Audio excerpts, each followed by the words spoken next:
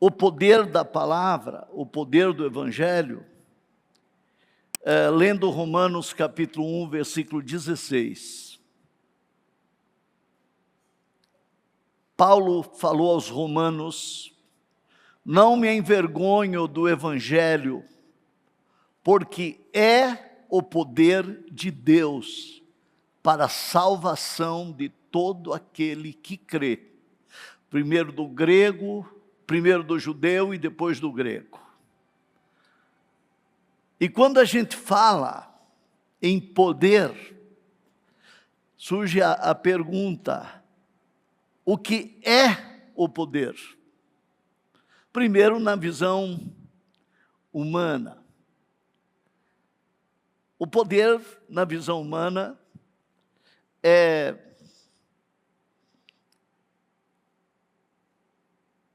a influência. A pessoa que domina pela influência, domina pela força, domina pela posição, e muitas vezes não se importando com a vida de quem está próximo. E nós estamos vendo agora uma demonstração de poder com a guerra contra o Irã. Quem está acompanhando, já viu as notícias? My God, pouquinhas pessoas. Mas sábado, vocês sabem que o Irã tem financiado o terrorismo no mundo. Tem financiado as ditaduras no mundo, como Cuba, Venezuela, o Hamas na faixa de Gaza, e os Houthis no Iêmen, e o Hezbollah no Líbano. São muitos grupos terroristas no mundo que o Irã tem financiado. E o Irã é o maior inimigo de Israel. Ele tem declarado sempre o extermínio de Israel, o extermínio americano. E no ano de 73, 74, por aí, o Irã era um país livre, era um país que as pessoas eram felizes, que as pessoas eram livres. Hoje, o Irã mata jovens de 18, 19, 20 anos, se forem pegas sem aquele manto na cabeça, que cobre até os olhos, que só aparece os olhos, são mortas. Lá é proibido pregar o Evangelho. Recentemente eles mataram mais um pastor que não negou a Cristo. Eles realmente matam as pessoas de uma maneira terrível. Atacam sempre Israel, e sábado agora os Estados Unidos realmente reagiram e atacaram o Irã. Eles já tinham atacado há algum tempo atrás para impedir que eles fizessem a bomba atômica, e agora o Donald Trump diz que eles vão sofrer umas consequências como nunca foi visto, e ele vai derrubar o sistema para que realmente haja uma paz no Oriente Médio, porque o Irã, ele desestabiliza os países do Oriente Médio que querem pelo menos ter um acordo, uma colisão, um acordo de paz com o Ocidente, e o Irã é o único país que realmente desestabiliza tudo. Vocês viram que não faz muito tempo os Estados Unidos posicionaram navios aí próximo à fronteira com a Venezuela, e em 40 segundos levaram o presidente da Venezuela com a esposa para os Estados Unidos. Entraram no país num assalto surpresa com helicópteros, e em 40 segundos desembarcaram, entraram, pegaram o casal e levaram, e eles estão presos. O ditador Maduro, que nós temos aqui irmãos venezuelanos, tem venezuelanos em quase todo o mundo, que tiveram que fugir da Venezuela, pelo caos que estava acontecendo lá. Então, a Cuba agora está no fim, a ditadura em Cuba também, porque os Estados Unidos não deixam a Venezuela fornecer petróleo para eles. E o Irã ajudava Cuba. Então, por que os Estados Unidos fizeram isso? Para estabelecer uma paz e uma prosperidade para o povo da Venezuela. Os Estados Unidos não entraram lá e dominaram. Eles tiraram o ditador e disseram, olha, se vocês voltarem com a ditadura, nós voltaremos aqui. E agora eles decidiram acabar com o sistema do Irã.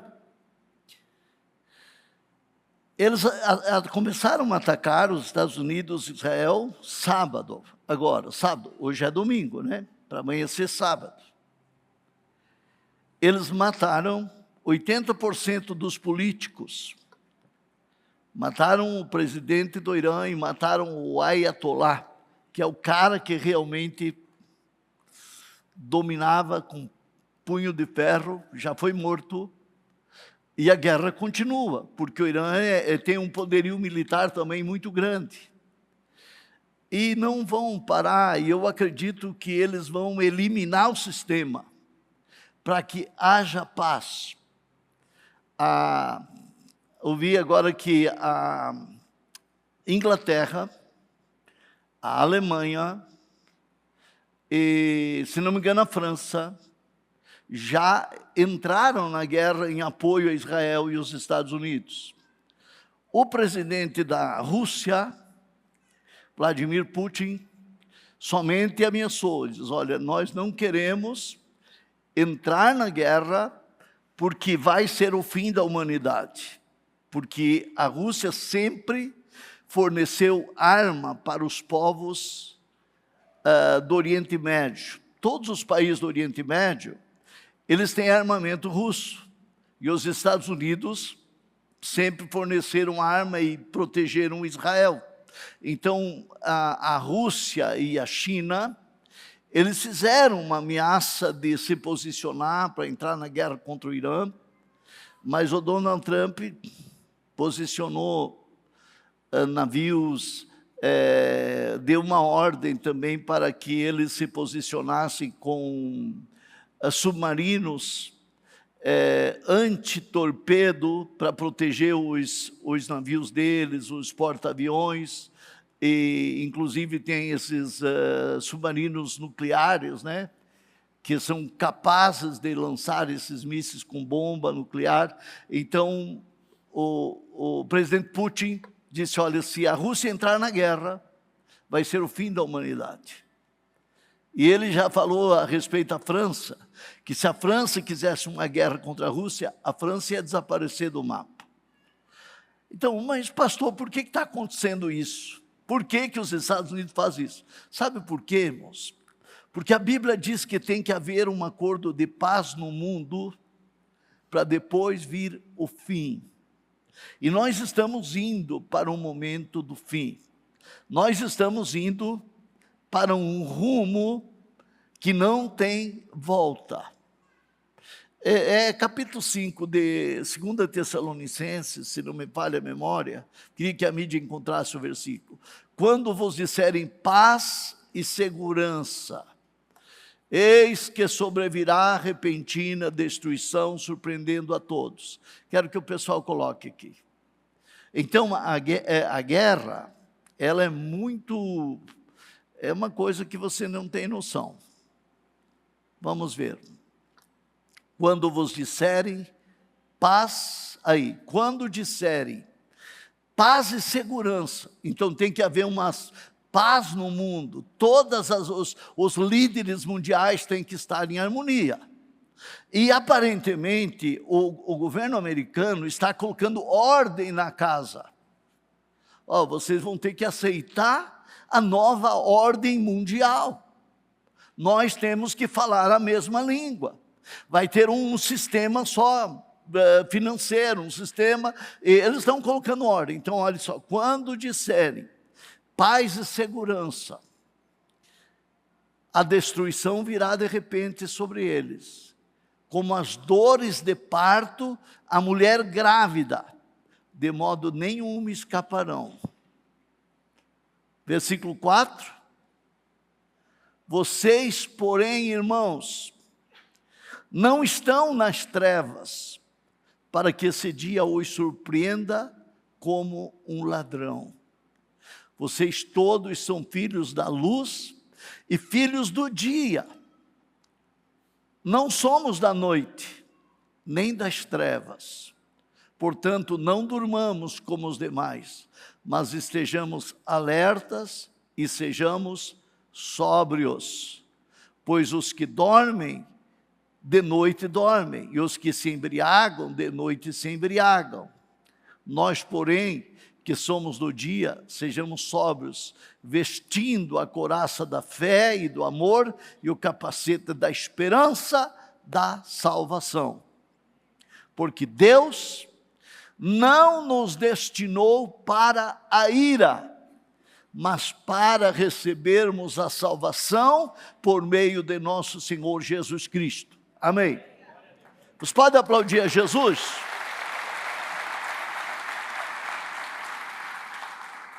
Está muito perto o dia da ira de Deus. Mas Deus não destinou você e eu para a ira dele. Um dia a ira de Deus vai chegar. Agora a graça está aí. A bondade está aí, a misericórdia está aí. Mas a ira de Deus vai chegar.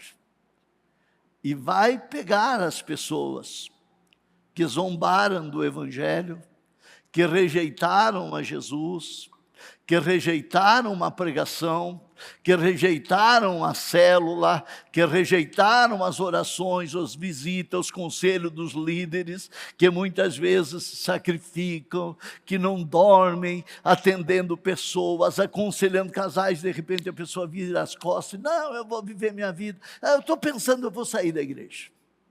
Eu estou pensando, não vou mais na célula. A ira vai chegar. Pode ter certeza que a ira de Deus vai chegar. A Bíblia diz que a palavra de Deus, ela vai se cumprir. Então, o que o Donald Trump está fazendo? Cumprindo a palavra de Deus, porque tem que haver paz no mundo. Então, Paulo, ele fala de um poder. Não me envergonho do Evangelho de Cristo, porque é o poder de Deus. Paulo não está falando de uma ideia, de uma teoria. Paulo está falando que o Evangelho, ele não é uma ideia.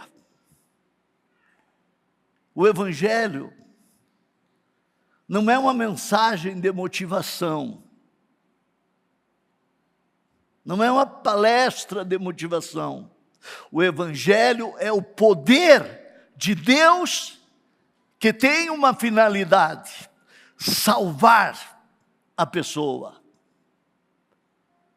E salvar financeiramente, salvar na saúde, salvar de uma depressão, trazer alegria, mas salvar eternamente. Paulo diz, o Evangelho é o poder. Então ele está apresentando um poder que não é o poder humano, que não depende do poder humano. Aquilo que nós ouvimos da boca do Everton agora há minutos. Eu não tinha força. E eu ouvi a palavra de Deus, Romanos capítulo 12, versículo 1. Vamos ler. Vamos ler o que é o poder do Evangelho. Portanto, irmãos, peço, pela misericórdia de Deus, ofereçam o corpo de vocês como sacrifício vivo, santo e agradável a Deus. Este é o culto racional de vocês. Não se amoldem ao padrão deste mundo, mas se transformem pela renovação da sua mente. Porque quando você ouve o Evangelho, e você abre o coração para a palavra, você passa a ter um outro entendimento. Se transformem pela renovação da sua mente, para que vocês experimentem a boa, agradável e perfeita vontade de Deus. Ofereçam o corpo de vocês em sacrifício. O Everton entendeu que ele não ia vencer a cocaína pela capacidade humana,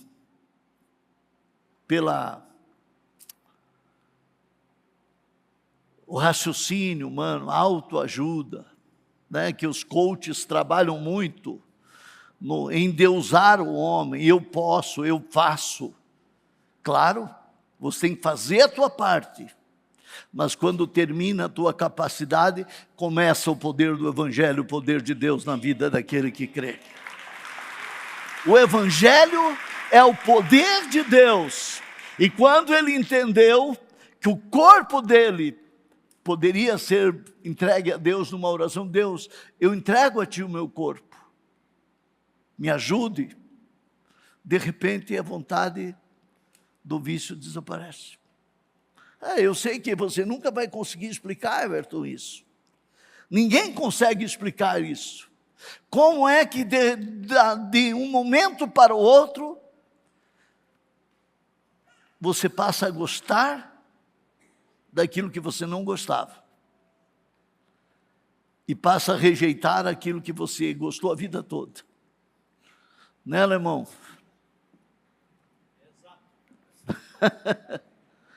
Eu nunca vou esquecer do que você me falou lá no Kerberfest, que você disse: hoje é o último dia aqui, nunca mais. E nunca mais mesmo, porque quando o poder do Evangelho entra, ele muda o nosso coração, ele muda a nossa mentalidade e a salvação chega. O Evangelho é o poder de Deus para a salvação de todo aquele que crê. Não é o Evangelho apenas uma informação. O Evangelho é uma energia divina que age para trazer salvação, para mudar a nossa história. Talvez, para muitos de vocês aqui que não tiveram mudança nenhuma, é porque você só quis a bênção, e você não parou para aceitar o Evangelho e ser transformado.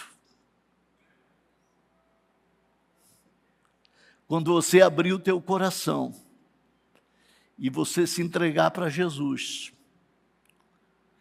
não pense que é algo ruim.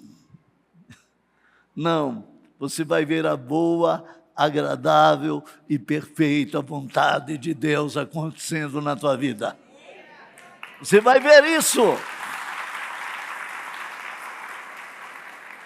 Paulo escreveu aos Efésios, capítulo 2, versículo 1 ao 5. Olha o que ele escreveu, vamos ler. Vocês estavam mortos nas suas transgressões e seus pecados. Quer dizer, mortos espiritualmente, sem Deus. Vivos para o mundo, mas mortos para Deus. Vocês estavam mortos, nos quais costumavam viver quando seguiam os padrões deste mundo, e o príncipe do poder do ar, o espírito que agora atua nos filhos da desobediência. Antes, todos também viviam como eles, satisfazendo os desejos da nossa natureza pecaminosa, realizando as vontades e os pensamentos dela, como os outros éramos por natureza merecedores da ira. Todavia, Deus, por ser rico em misericórdia, por causa do grande amor com que nos amou, deu-nos vida com Cristo, quando ainda éramos mortos nas transgressões. Pela graça vocês são salvos.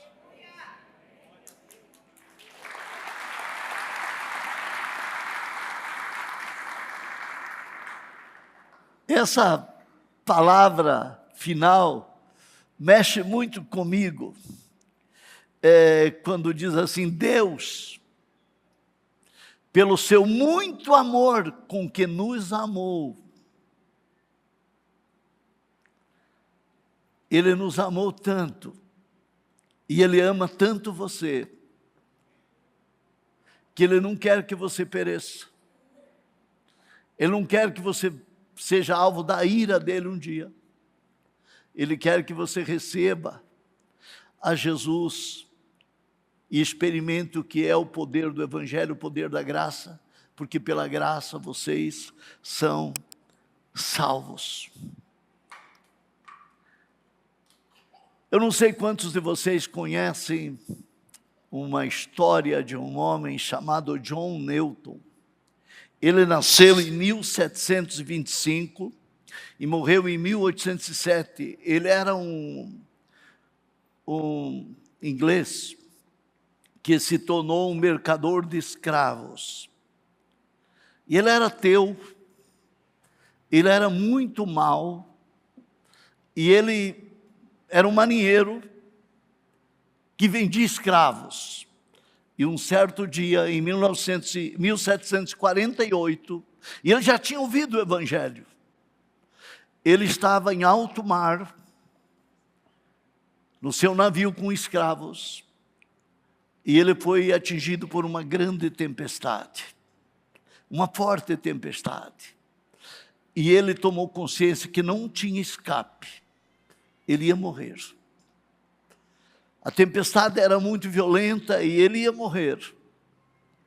E lá no meio da tempestade, quando o barco dele, o navio dele, imagine um navio de 1700 e pouco, era açoitado pelas ondas, pela fúria das ondas gigantes, ondas de 20, 30 metros, que jogavam o navio lá embaixo, de repente estava lá em cima. Ele lembrou do Evangelho que ele tinha ouvido e dobrou os joelhos e entregou a vida para Jesus. E ali, algo aconteceu. Ele clamou a Jesus, baseado naquilo que ele tinha ouvido do Evangelho. E de repente a tempestade se acalmou. E ele saiu da tempestade ileso. E não conseguiu mais ser mercador de escravos. O coração dele mudou, a mente dele mudou, a vida dele mudou. E ele escreveu um hino chamado Maravilhosa Graça. Porque o Evangelho, ele traz transformação, ele produz transformação quando você pega o Evangelho e diz: não, eu vou seguir o Evangelho, eu vou ler o Evangelho. E você faz um propósito na tua vida e na tua casa todos os dias, você lê um pouquinho do Evangelho. É uma loucura para o homem, mas a loucura de Deus é mais sábia do que a sabedoria dos homens. E quando você crê no Evangelho, e você ouve o Evangelho, o teu coração muda. Não importa se você pecou, se você está no fundo do poço, se você usou drogas, se você se prostituiu, se você roubou, se você mentiu. Se você decidir viver uma nova vida, e você aceitar o Evangelho e aceitar Jesus, você nunca mais vai ser a mesma pessoa. O Evangelho fala do encontro de Jesus com a mulher samaritana. E vocês conhecem a história dela. Eu gosto muito da história dessa mulher sem nome. Quando, num momento, Jesus disse: vai, chame teu marido e vem aqui. Mas Jesus já sabia a vida dela. Ela disse: Senhor, eu não tenho marido. Ela só falou isso. Aí Jesus disse: eu sei, você não tem marido, porque você já teve 5. E agora você está com o sexto, e ele também não é teu marido. Ela ficou tão maravilhada, que ela entregou a vida para Jesus, o coração para Deus. E a Bíblia diz que ela deixou o cântaro ali, e foi para a cidade contar o que tinha acontecido. E o povo de Samaria veio para conhecer Jesus. E eles ouviram Jesus. E eles diziam, não é porque você falou que nós cremos nele, nós também ouvimos ele, nós cremos que ele é o Filho de Deus. Deixa eu concluir essa minha fala aqui. Eu quero mostrar para você uma passagem do livro de Atos, capítulo 8, versículos 5 ao 8. Olha o que diz. Felipe foi a uma cidade de Samaria e ali anunciava o Cristo. Quando a multidão ouviu Felipe e viu os sinais milagrosos que ele realizava, deu atenção unânime ao que ele dizia. Deixa aqui, deixa no 6, volta. Olhe bem, quando a multidão ouviu Felipe, talvez alguns podem sair daqui e não lembrar nada do que eu falei. É porque você não ouviu. Mas o Evangelho é o poder de Deus para aquele que ouve e crê. Você não pode crer se você não tiver ouvidos para ouvir. É necessário ouvir, prestar atenção, e diz aí, a multidão ouviu Felipe e viu os sinais milagrosos que ele realizava e deu atenção unânime ao que ele dizia. Versículo 7, espíritos imundos saíam de muitos, dando gritos, muitos paralíticos e mancos foram curados, e assim, houve grande alegria naquela cidade.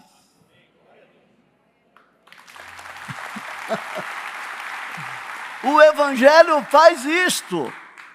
Ele traz alegria. Ele traz, olha, e nesse capítulo mesmo, eu quero que a mídia encontre onde diz, e como crescem em Felipe, se batizavam tanto homens como mulheres. Sabe por quê?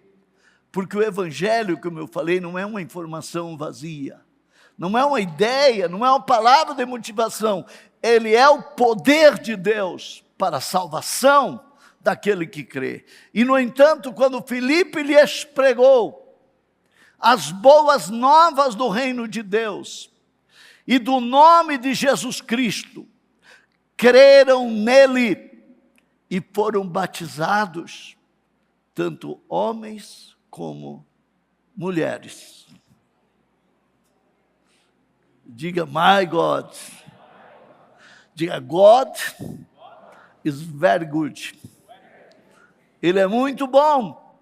Quando você ouve. Sabe que eu lembrei de quando eu, um jovem, que só gastava o dinheiro do meu pai, 7 dias na semana. Mas eu ouvi o Evangelho e de repente o mundo perdeu a graça. Tudo perdeu a graça, eu só queria Jesus e queria ir morar no céu. E aí eu fui batizado em nome do Pai, do Filho e do Espírito Santo, e hoje eu estou aqui. O Evangelho é o poder de Deus, que pode transformar a tua vida. Venha o que vier, aconteça o que acontecer, mas se você andar com Deus, sempre haverá uma saída, sempre haverá uma válvula de escape, sempre haverá proteção. Você vai ver aquilo que uma pessoa sem Deus não vê. Você terá aquilo que uma pessoa que não crê em Deus nunca vai ter. Você vai experimentar a boa, perfeita e agradável vontade de Deus. O Evangelho é o poder que salva e dá nova vida, e traz alegria e traz cura.